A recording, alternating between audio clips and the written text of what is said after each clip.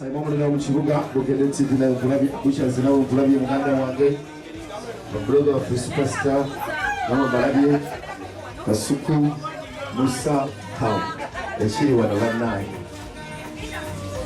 Triplets Ghetto Kids nabo tuwaniriza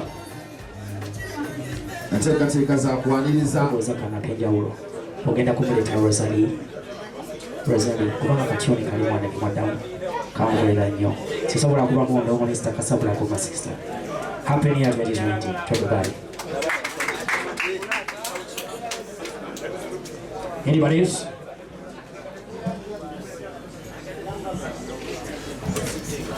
Vehicle number UBE 471R agenda ku parking, UBD 250C agenda ku parking, Ndoza ne UBE Air Club nayo agenda ku parking. Spice nga boddamu ebibuuzo ebyo. Okay, katufune ekibuuzo ekyokusatu Ndoza. On behalf of Fresh Daddy, abadde abuuza Spice Daddy na Fresh Daddy agambye tingaba abayimbi abato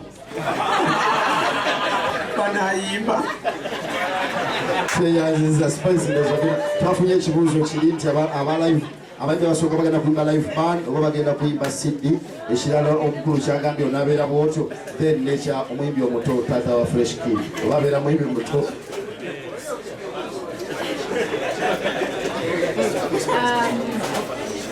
Abayimbi baganda bange bayimbi bannange abagenda okujja olunaku kuba mukimanyize bangi bembeereddewo era bazze bambeererawo ebbanga ddene kuba nzikiririza mu kukolaganira wamu. Abamu ku bo bajja yimba live kuba twakiteeka ne Mwami Washington mu production mwekiri, ate abalala bajja yimba ndowooza Sidi abanayimbako amangu, so kigenda beera akasavu kanyama. Then ekyabayimbi abato abakulu mu myaka kanterezeemu naye nga Fresh Daddy si muyimbi muto, sebo muyimbi w'amaanyi. Si kyangu okuba oluyimba lumu oba bbiri nga abantu bazimanyi, so respect my brother, my dad, my uncle. Yes, that's all respect.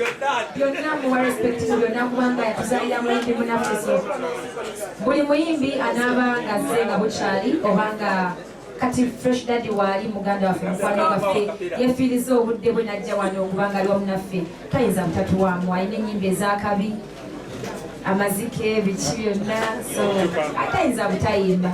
Poze ekibuuzo ekirala kibadde kya Rosary kiri mu plan naye ndowooza tunaawo kubeera so final with it, naye nga byemu ku surprises zetwagala obalagako olunaku so tetusobola kwemalayo, naye nga buli gye tulina nga surprise gye muli mujja kyagala kijja kuba kyanjawulo nnyo. Njagala okwongera okwebaza Spice Diana bamanagers be ne bonna abamu beezaawo okusobola okukola kino.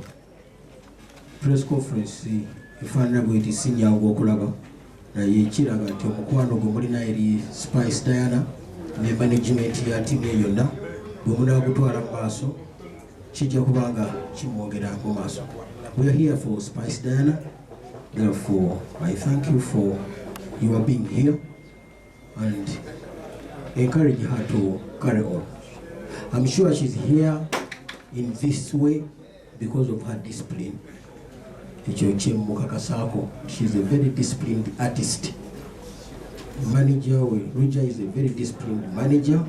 At least, nze kibandaze bwebaba balaga kirala kiri gye muli balinosobola kibalaga kibalaga naye nze kibandaze I for one, they are very disciplined.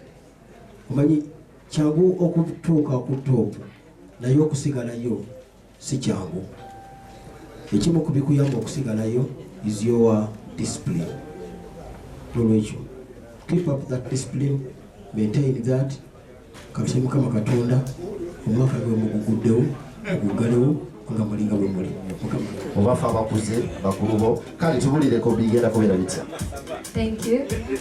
Good afternoon to all of you. Banayi mwebale kujja mwebale kwagira mukulu wange. First of all, nga tetunagenda maaso njagala nnyo okwebaza Spice Diana. I don't know what I can say.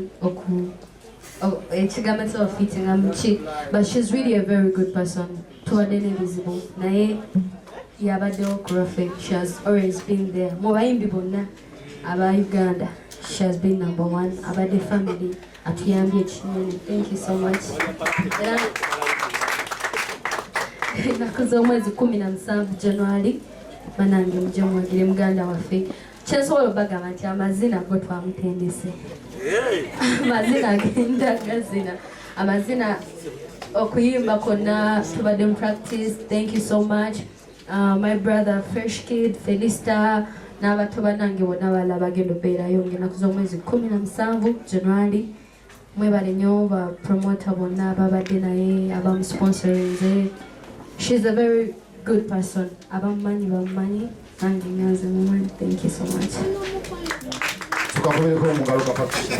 Wala abantu mbedde ssuubira era bendagi nagamba nawe wooli. First things first, kino nze mbadde sikirabangako.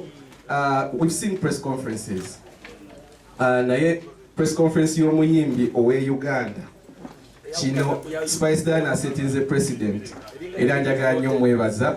Na buli omu azze kiraga nti si muyimbi mubi mu mpisa n'enkolagana ye n'abantu. Era kikipinga ekyo Spice Diana.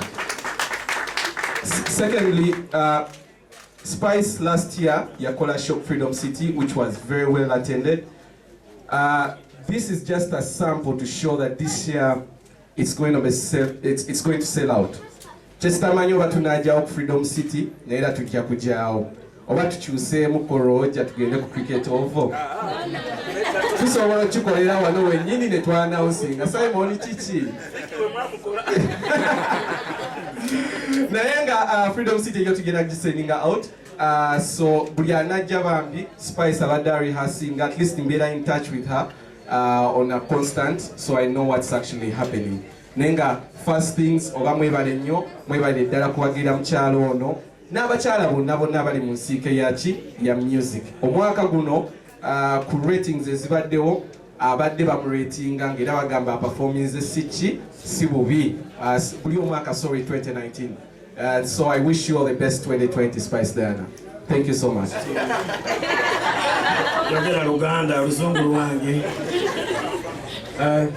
This time around, we have ekinemenya oba basoni banya otubagamba olunaku olwo lugera kwa lwabyewuunyo waliwo abali bazalawa tushe yasooka ne mulwana tubalagako bannansi naye bannayuganda babirivinga nakukola ki nakulabako tetugenda kubannyonnyola tugenda kubayo ebyuma kwayo jjavaayo tugenda kubanyonya tubajja bayo microphones zijja kubaayo tugenda kubanyonya bagenda kukola live band agenda kuyimba live kwa kyateeka ye ayimba live ate ebituufu si bye ebiri ebyabali tetugenda kubagamba nti egenda kubeerayo bamadira ati mujja bbiraba mujje mwerabireko ekigenda okubeerayo egenda kwa mofaya nekisembayo tetujja bagamba nti ekifo tujja kijjuza n'okugoba tugobe kigenda kujjula mukitegedde bulungi nnyo so nga 17 bannayuganda tubasaba ku Friday tujje tuwagire Spice Diana bannanga akikubye anti Spice olwagala tubuye emyaka gy'emituufu n'omusajja we si bwe kiri naye kyabasole bannyabo enteekateeka y'okwambaza omuyimbi waffe twagikozeeko wiivu twaguze empya enywera ku mutwe etereera ebuukako wiivu enywera ku mutwe twagirense n'emyaka gy'emituufu tugenda kimanya n'okusoma kwe 32 byaggwawo byonna tugenda bibagambako olunaku Magwatna nchikofe ba hosti kawucha ajja kubaayo ne musajja gwo wangadde esiko wuyo fena tukera kwa kyaka bigamba nze Calvin naye wali ku irbali tungoli munene olesa n'oyo musajja bale simali lwaki ate mukyali fane nedda kigema ate mukyali oyagala kola ki Magwatna okyali okyali fane okosikwe okyali oyagiza kye osusa kigwe kati bw'ova mu Freedom City ffe twajjizaawo manegira ne tukola byafaayo bw'ova mu Freedom City ffe tuddayo okitegedde naye nga njagala nze nja kuwola bukobozi bantu basobole bannyabo mujje muwagire Spice Diana Spike tugenda kubeerawo Maulana Andre ne bakomedians bonna okusinga ku bana ababaddewo mujje muwagire Spice Diana. Thank you so much. Era nga yagenda okuggulawo show jangu oyimirire wano abantu osobola tosobole okuwangula. Come on, step here. Step up.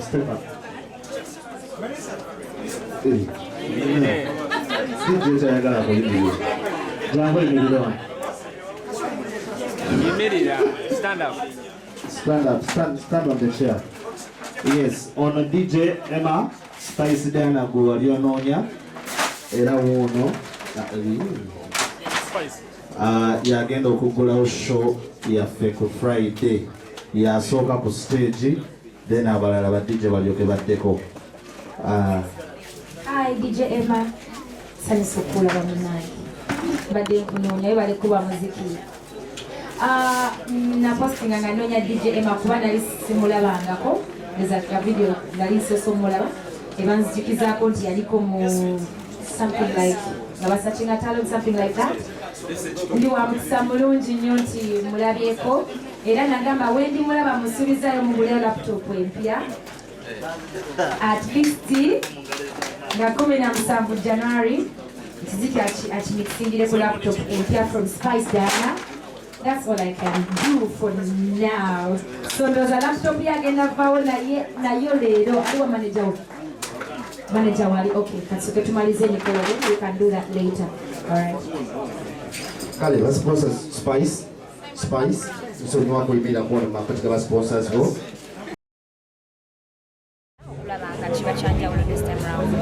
Concert ya lero ogitaddemu ebintu naddala abateka ku Freedom City kiba eringanga venue ya kulya ku sente okuba stage weeri amatala gayo weegali nendaba oyongeddemu nnyo oyina show producer wayi njagala kibe kyanjawulo njagala kibe kirungi fani wange afune ekintu ekirungi aleme kugamba nti bannange banzibye oba okitegeera nti ebiseera ebisinga ebifo ng'ebyo bibeera ne stage zaabyo abantu bakola bukozifwa naye nze njagala nnyo omuntu afiiringe nti yes this is the Spice Diana gwe njagala okulaba kifolaba